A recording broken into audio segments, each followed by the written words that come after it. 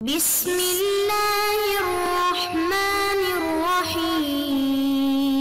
السلام علیکم ورحمۃ اللہ وبرکاتہ۔ بسم اللہ الرحمن الرحیم۔ عزیز طلباء اکرام، ایم اے اسلامیات کے مضمون اسلام اور سائنس کا آج ہمارا سبق نمبر 12 ہے،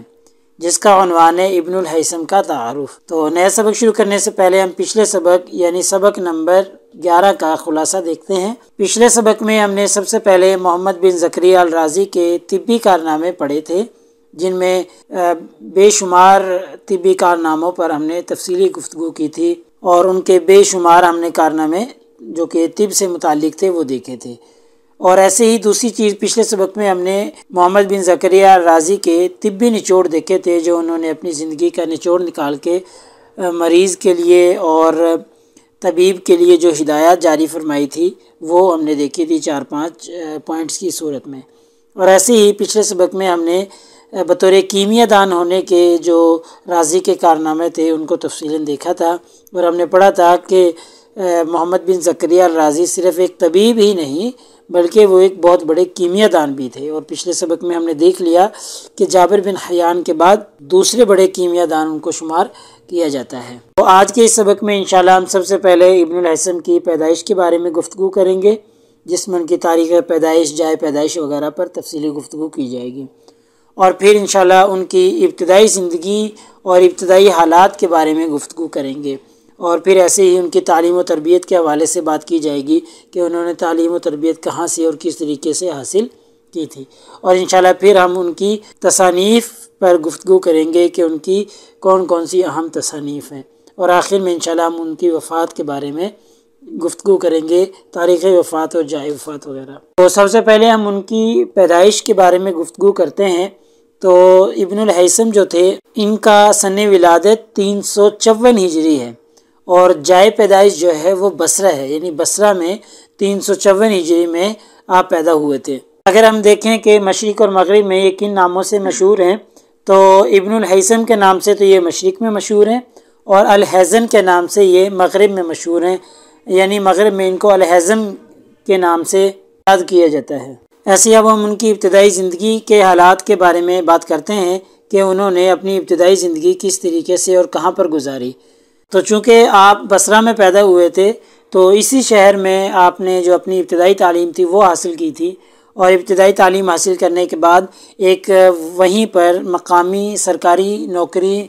میں آپ اپنا گزر بسر کرنے کے لیے لگ گئے تھے۔ یہ جو نوکری آپ کر رہے تھے سرکاری، اس میں کوئی آپ کی خاصی دلچسپی نہیں تھی، صرف اپنے گزرانے اوقات کے لیے، اپنے معاش کے لیے یہ کام کر رہے تھے، ورنہ دلچسپی آپ کی نہیں تھی۔ آپ کی دلچسپی علم و حکمت میں تھی، آپ علم و حکمت کے دلدادہ تھے، اور ایسے ہی فارغ اوقات میں ریاضی، طبیعیات، حیت اور طب وغیرہ کی کتابوں کا مطالعہ کرتے رہتے تھے۔ یعنی اصل شوق ان کا اس چیز میں تھا، مطالعے میں تھا، پڑھنے میں تھا، تعلیم کے حصول میں تھا، طب، حیت، ریاضی، ان چیزوں میں ان کا شوق تھا۔ جیسے جیسے یہ کتابوں کا مطالعہ کرتے گئے ویسے ویسے ان علوم نے ان کے دل میں مزید ان علوم کے حصول کی طلب پیدا کر دی۔ تو جب آپ ان علوم کی فراغت سے، ان علوم کے حصول سے فارغ ہو گئے تو آپ نے بادشاہ وقت سے روابط قائم کرنے کی کوشش کی، کیونکہ اس وقت فاطمی خلیفہ کی حکومت تھی مصر میں، تو اس لیے آپ نے ان سے رابطے کی کوشش کی۔ اور آپ کو پتہ ہے کہ مصر جو ہے وہ ایک زرعی ملک ہے، اور اس کی تمام تر جو دولت ہے، اس کا جو کاروبار ہے، اس کا سارا انحصار زراعت پر ہے۔ تو ابن الہیثم نے بادشاہ سے اپنے روابط قائم کرنے کے لیے، جو وہاں پر ایک بہت بڑی مشکل تھی کہ مصر میں ہر سال جو قدرتی دریا تھے ان میں ایک دفعہ پانی خشک ہو جاتا تھا، جس کی وجہ سے زراعت کو سخت نقصان پہنچتا تھا، اور سال میں ایک مرتبہ موسم برسات آتا تھا جس میں بہت طغیانی آ جاتی تھی دریاؤں میں، اور شدید سیلاب آ جانے کی وجہ سے جانی اور مالی نقصانات ہوتے تھے، فصلیں تباہ ہو جاتی تھی۔ تو ابن الہیثم نے یہ جو مسئلہ تھا مصر کا، اس کو حل کرنے کا ایک پلان دیا، ایک تجویز دی کہ جی اس مسئلے کو ابن الہیثم حل کر سکتا ہے، اور پلان یہ دیا کہ اسوان وہاں پہ ایک جگہ تھی، اس کے قریب 3 بند باندھ دیے جائیں، اور 3 بند باندھ کر ایک ڈیم بنا دیا جائے تاکہ اس سے ڈبل فائدہ حاصل ہو۔ ایک یہ کہ جب خشک سالی آئے گی تو ڈیم کا پانی استعمال کر کے زراعت کو بچایا جا سکے گا، اور ایسے ہی جب طغیانی آئے گی، پانی زیادہ ہوگا تو پانی کو یہاں پر سٹور کیا جا سکے گا، ذخیرہ کیا جا سکے گا۔ تو جو مصر کا بادشاہ تھا، فرما روا تھا، اس کو یہ منصوبہ بہت پسند آیا، اور جس کی وجہ سے ابن الہیثم کو اس نے اپنی قریب کر لیا۔ تو پھر بادشاہ نے اس کو مصر بلایا، اور مصر بلا کر تمام وسائل جو سرکاری تھے وہ مہیا کیے، عملہ مہیا کیا، اور کہا کہ جی یہ کام کرے۔ تو ابن الہیثم نے جب یہ کام عملہ لے کر اس کا جائزہ لیا اور تمام چیزوں کی تحقیقات کروائی، تو پھر اس نے اپنی ناکامی کا اعتراف کر لیا کہ یہ کام اتنے وسائل میں ناممکن ہے، ہو نہیں سکے گا۔ تو بادشاہ جس کو اس کام سے بڑی امید تھی اور جو بڑا خوش ہوا تھا، اب اس کی جو یہ محبت اور جو دلچسپی تھی وہ ابن الہیثم کے خلاف ہو گئی۔ حالانکہ ابن الہیثم نے بالکل ٹھیک کیا تھا، وہ یہ بھی کر سکتا تھا عملے کو لگوا دے، کام شروع کروا دے، اور پھر درمیان میں جا کے اپنی ناکامی کا اعتراف کرتا، اتنا وسائل بھی ضائع کرواتا، لیکن اس نے حب الوطنی کا مظاہرہ کیا اور پہلے ہی اپنی ناکامی کا اعتراف کر کے بتلا دیا کہ یہ کام ناممکن ہے۔ اور جب حاکم کی محبت ابن الہیثم سے نفرت میں بدل گئی تو حاکم کا مزاج منتقامانہ مزاج تھا، یعنی وہ انتقام لیتا تھا اور چھوٹی چھوٹی باتوں پہ قتل کروا دیتا تھا۔ تو ابن الہیثم نے اپنے آپ کے بچاؤ کے لیے اپنے اوپر دیوانگی طاری کر لی تھی، اور حاکم نے تمام کتابیں، ان کی تمام آلات سرکاری قبضے میں لے لی اور ان کو سرکاری پاگل خانے میں بھیج دیا۔ اور پھر کچھ عرصے بعد حاکم کا انتقال ہو گیا، پھر ابن الہیثم جو تھے وہ دیوانگی کے اس ڈرامے سے باہر آئے اور پھر زہد و تقویٰ کی زندگی اختیار کر لی۔ اب ہم ابن الہیثم کی تصنیفات پر بات کرتے ہیں، جو آپ کی تصنیفی خدمات ہیں ان کو تفصیلاً دیکھتے ہیں کہ کون کون سی اہم کتب آپ نے تصنیف کی ہیں۔ تو سب سے اہم اور سب سے ایک بڑی کتاب جو ان کی تحقیقات پر مبنی ہے، اس کتاب کا نام ہے کتاب المناظر۔ یہ آپ کا سب سے بڑا علمی اور سائنسی شاہکار ہے یہ کتاب، اور اس کتاب میں آپ نے طبیعیات کی ایک شاخ روشنی پر تحقیق پیش کی ہے۔ اور اگر ہم یوں کہیں کہ جی یہ کتاب روشنی پر دنیا اسلام کی پہلی جامع تحقیق ہے، تو یہ بات ہماری غلط نہیں ہوگی، یہ پہلی جامع تحقیق ہے دنیا اسلام کی۔ اس کتاب میں ابن الہیثم نے مختلف نظریات پر بات کی ہے، اور اس کتاب میں ایک آنکھ کے بارے میں جو باب ہے وہ سب سے زیادہ اہم باب ہے۔ اور ابن الہیثم سے پہلے یہ نظریہ موجود تھا کہ جب کمرے میں کوئی لائٹ جلتی ہے تو پھر آنکھوں سے کچھ شعاعیں نکلتی ہیں اور وہ جس چیز پر پڑتی ہیں اس کا عکس اپنے اندر لے لیتی ہیں، یہ ایک نظریہ تھا۔ لیکن ابن الہیثم نے یہ کتاب المناظر میں اس نظریے کا رد کیا ہے اور بتایا ہے کہ آنکھ سے کوئی شعاع باہر نہیں نکلتی، بلکہ روشنی جس جسم پر پڑتی ہے، جس چیز پر پڑتی ہے،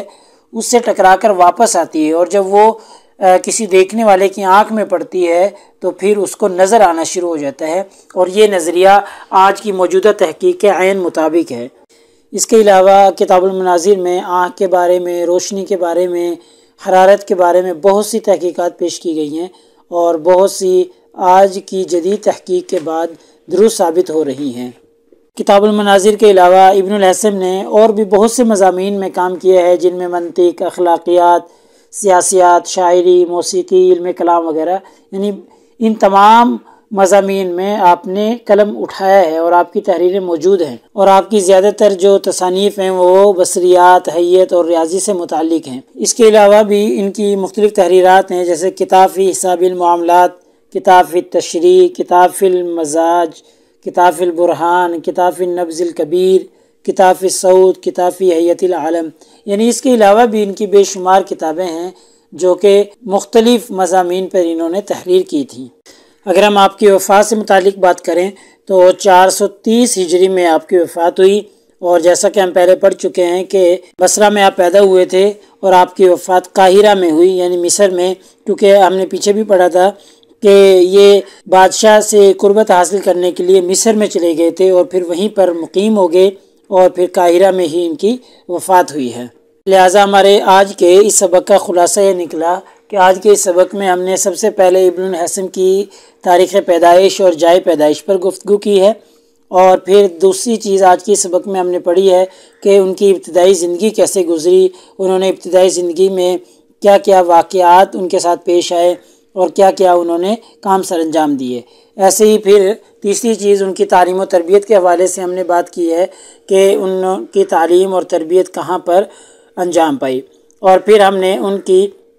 تصانیف پر گفتگو کی ہے کہ ان کی سب سے اہم اور سب سے زیادہ مشہور جو کتاب ہے وہ کتاب المناظر ہے۔ اس کے علاوہ روشنی، حرارت اور آنکھ کے بارے میں ان کی بہت سی تصانیف ہیں، ریاضی، حیت، یعنی بہت سی چیزیں، بہت سے مضامین کے بارے میں ان کی کئی تصانیف ہم نے دیکھی ہیں، اور ہمارے چھوٹے سے سبق میں ممکن بھی نہیں کہ ہم ان کی تمام تصانیف کو زیر بحث لائیں۔ اور پھر آخر میں ہم نے ان کی وفات کے بارے میں تبصرہ کیا ہے، ان کی تاریخ وفات، جائے پیدائش پر ہم نے بات کی ہے۔ اگر پیپر میں پوچھے جانے والے سوالات سے متعلق گفتگو کریں تو ایک سوال یہ پوچھا جائے گا کہ جی ابن الہیثم کے تعارف پر نوٹ لکھیں، ان کی تعارفی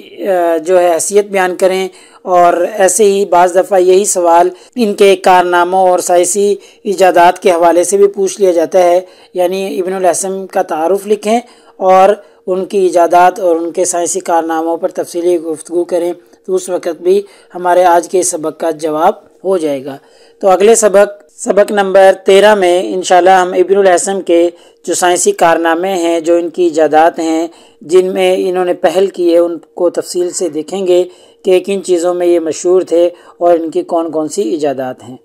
اور ان کے کون کون سے کارنامے ہیں۔ جزاکم اللہ خیر۔ السلام علیکم ورحمۃ اللہ وبرکاتہ۔ اللہ پاک آپ سب لوگوں کا حامی و ناصر ہو۔ اگلے سبق تک اجازت چاہتا ہوں۔ اللہ تعالیٰ آپ کو کامیابیاں اور ترقیاں نصیب فرمائے۔